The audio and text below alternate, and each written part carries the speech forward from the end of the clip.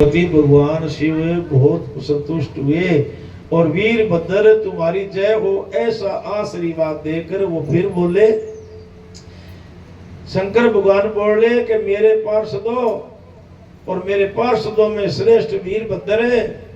ब्रह्मा जी का पुत्र दक्ष बड़ा दुष्ट है, तो उस मूर्ख को बड़ा घमंड हो गया, अतः इन दिनों वह विशेष रूप से मेरा विरोध करने लग गया। तो दक्ष इस समय एक यज्ञ करने के लिए उद्यत हुआ, तो तुम योग परिवार सहित उस यज्ञ को भस्म करके फिर जल्दी मेरे पास लौट आओ। यदि देवता गंधर्व यक्ष अथवा अन्य कोई तुम्हारा सामना करने के लिए उद्यत होवे तो उन्हें भी आज ही जल्दी और सहसा भस्म कर डालना, छोड़ियो ना कि नहीं। दधिच की दिलाई हुई मेरी शपथ का उल्लंघन करके जो देवता आदि वहां ठहरे हैं उन्हें तुम निश्चय ही प्रयत्न पूर्वक जलाकर भस्म कर देना। मेरी शपथ का उल्लंघन करके गर्भ युक्त हो गए हैं, अतः उन्हें अग्निमय माया से जला देना। तो ब्रह्मा जी कहते हैं कि नारद, महेश्वर के इस वचन को आदर पूर्वक सुनकर श्री वीरभद्र बहुत संतुष्ट हुआ। उन्होंने महेश्वर को प्रणाम किया। उन देवादिदेव सूली की उपयुक्त आज्ञा को सिरोधार्य करके वीरभद्र वहां से जल्दी ही दक्ष के यज्ञ मंडप की ओर चल पड़े। भगवान शिव ने केवल शोभा के लिए उनके साथ करोड़ों महावीर गणों को भेज दिया जो प्रलय अग्नि के समान थे। भगवान शिव के समान ही वेशभूषा धारण किए रथ पर बैठकर यात्रा कर रहे थे। उनके अनेक शस्त्र भुजाएं थी, शरीर में नागराज लिपटे हुए थे। वीरभद्र बड़े प्रबल और भयंकर दिखाई देते थे। उनका रथ बहुत ही विशाल था, तो उसमें 10,000 सिंह जोते थे जो प्रयत्न पूर्वक उस रथ को खींचते थे। उसी प्रकार बहुत से प्रबल सिंह, शार्दुल, मगर, मत्स्य और सहस्त्रों हाथी उस रथ के पार्श्वात्मा की रक्षा करते थे। काली, कल्याणी, शानी, चामुंडा, मंडमर्दनी, भद्रकाली, भद्रा, तत्वरिता, वैष्णवी, इन सब दुर्गाओं के साथ, सब भूत गणों के साथ महाकाली की दक्ष का विनाश करने के लिए चल पड़े। तो इसी प्रकार अनेकों गण बड़े बड़े भेदिए थे। इस प्रकार कोटि कोटि के गण और विभिन्न प्रकार के गणाधीश वीरभद्र के साथ चले। तो उस समय बहरियों की गंभीर ध्वनि होने लगी, नाना प्रकार के शब्द करने वाले शंख बज उठे, अलग अलग प्रकार की सींगें बजने लगी। महामुनि सेना सहित वीरभद्र की यात्रा के समय वहां पहुंच के सुखद सुकुन मनाने लगे। तो इस प्रकार जब परमथम गणों सहित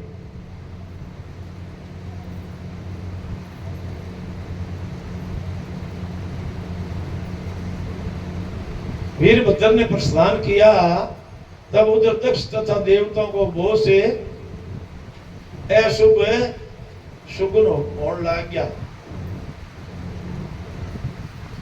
अब देखो, अब बात आपने में बीते है, ये बात को विचार करियो। वास्तव में अशुभ लक्षण दिखाई देने लग गया। आप के प्रति बुरो सोच लेगा, बैठा सोचा, चाहे गुजरा सुत्या सोचा, कन्ने सोचा, पूरा विचार सोचा कि नहीं जना आपने शरीर का में कंपन पैदा हो, कंपन पैदा हो सी तो बुरा ना तो फिर सेना ने धार लिया कि मैं इतना आदमी लिया शू यहाँ कर दिया, यहाँ कर, बुरा विचार होता ही फड़कन चालू हो जाए।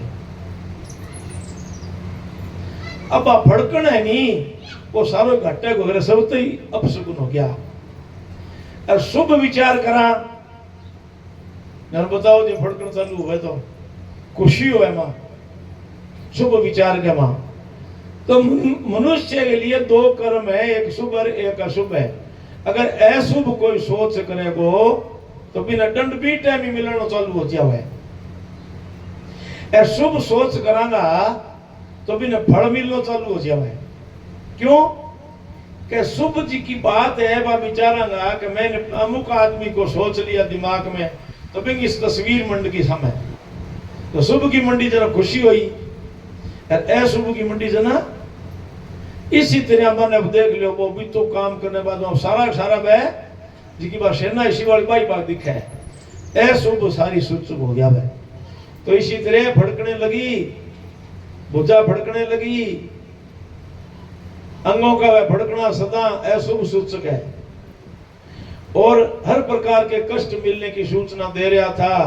तो उसमें दक्ष की यज्ञशाला में धरती डोलने लग गई। दक्ष को दोपहर के समय दिन में ही अद्भुत तारे दिखने लगे।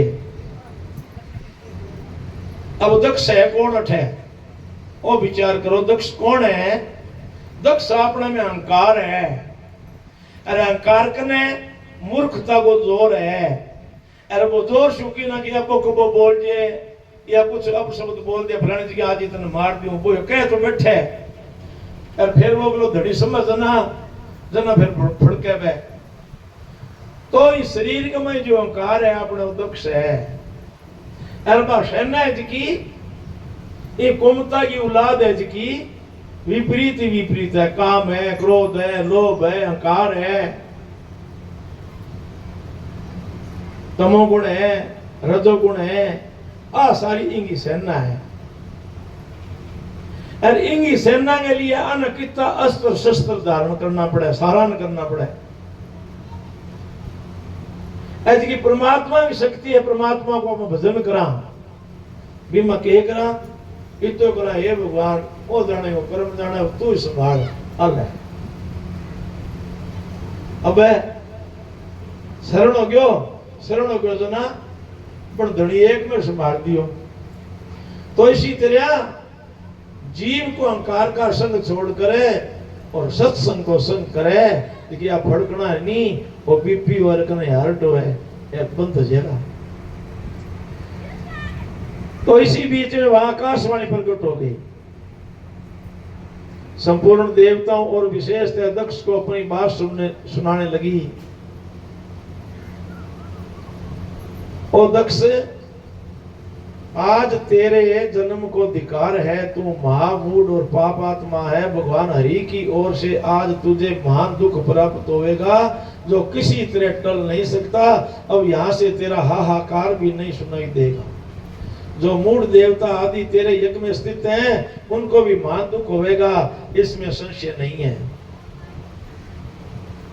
तो ब्रह्मा जी का नारद आकाश की वाणी यह बात सुनकर और पूर्वकत अशुभ सूचक लक्षणों को देखकर दक्ष तथा दूसरे देवता आदि को भी अत्यंत भय प्राप्त हो गया। तो उस समय दक्ष मन ही मन अत्यंत व्याकुल होकर कांपने लगा और अपने प्रभु लक्ष्मीपति भगवान विष्णु की शरण में गया। तो वे भय से अधीर होकर बेसुध हो रहे थे।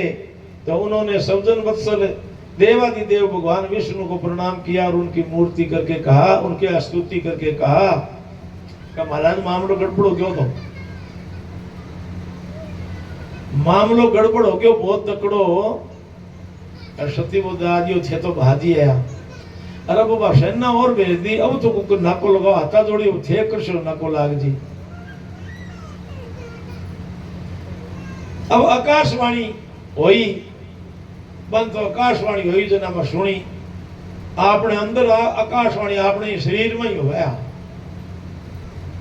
अपने आप ये आत्मा से आवाज आज गलत करने उठा पड़े ने अच्छो करने उठा पड़े।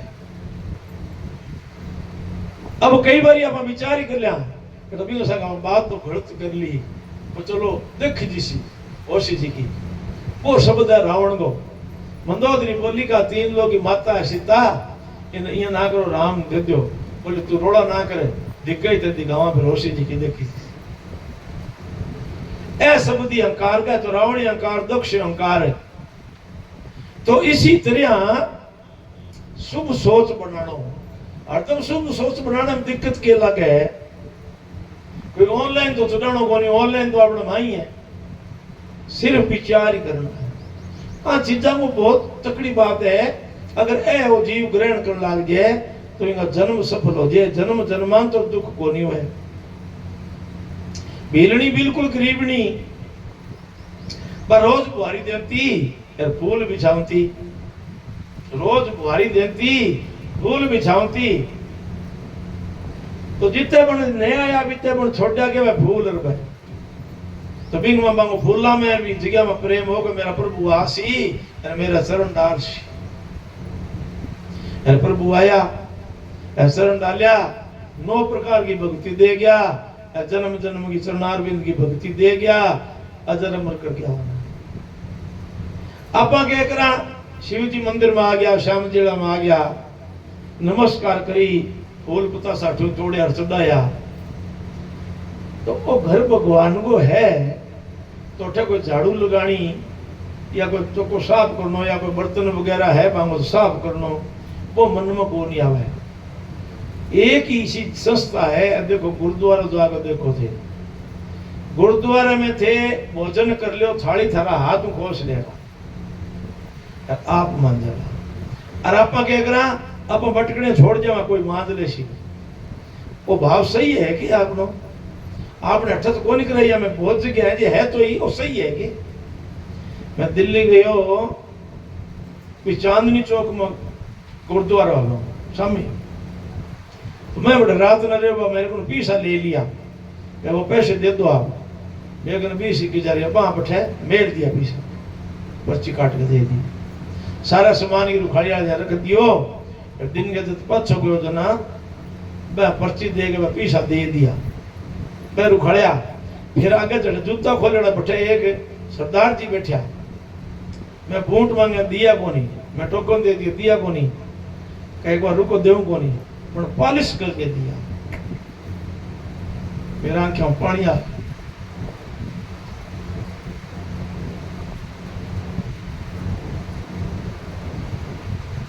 मैं सोचो मुझको वो भी एक मनुष्य शरीर है और तू भी एक मनुष्य शरीर है, देखो कितनी बड़ी बात है। फिर मैं पूछे आप क्या करते हो, कि मैं सिंचाई बाग में जाइए नू। तो विचार वो है कि भगवान के घर जावा सिर्फ हम बहानों लेके उतार आ जावा नहीं, अपनी बात ये वास्ते पूरी हो। विचार करना चाहिए कि सेवक की सेवा करता है और भगवान उस पर कृपा करता है, और सेवक की ढंग से सेवा नहीं करता तो फिर वो भी साहब श्रीमान। तो देखो कितनी जोर की ब्रह्मा जी बोले, मुनि ऐसी आकाशवाणी उनको हुई तो देवता पर तो कृपा हुई, राक्षा पर विपरीत बुद्धि। तो अनेक प्रकार से शास्त्र प्रार्थना करने पर दक्ष भगवान श्री हरि के चरणों में गिर पड़ा, उनका चित्त भय से व्याकुल हो रहा था। तब जिनके मन में घबराहट आ गई थी, उन प्रजापति दक्ष को उठाकर उनकी पूर्वोक्त बात सुनकर भगवान विष्णु ने देवादिदेव शिव का स्मरण किया। विष्णु को गयो जन्म सुनी के काम तो कर लियो, पर बंसाणो तो पड़ोसी क्या नहीं है। तो अपने प्रभु और महान ऐश्वर्य से युक्त परमेश्वर शिव का स्मरण करके शीर्ष तत्व के ज्ञाता श्री हरि दक्ष को समझाते हुए बोले, विष्णु ने कहा दक्ष मैं तुमसे तत्व की बात बताऊं, तुम मेरी बात सुन। मेरा यह वचन तेरे लिए सदा हितकारक है और महामंत्र के समान है। दक्ष तुम्हें तत्व का ज्ञान नहीं है, तने राम की शक्ति को ज्ञान को नहीं, तने के धन को घमंड हो गयो, तने राज को घमंड हो गयो, तने सारा रण के बनाए है। तो इसलिए तुमने सबके अधिपति परमात्मा शंकर की अवहेलना कर दी, तुम आप खुद बन बैठे हो।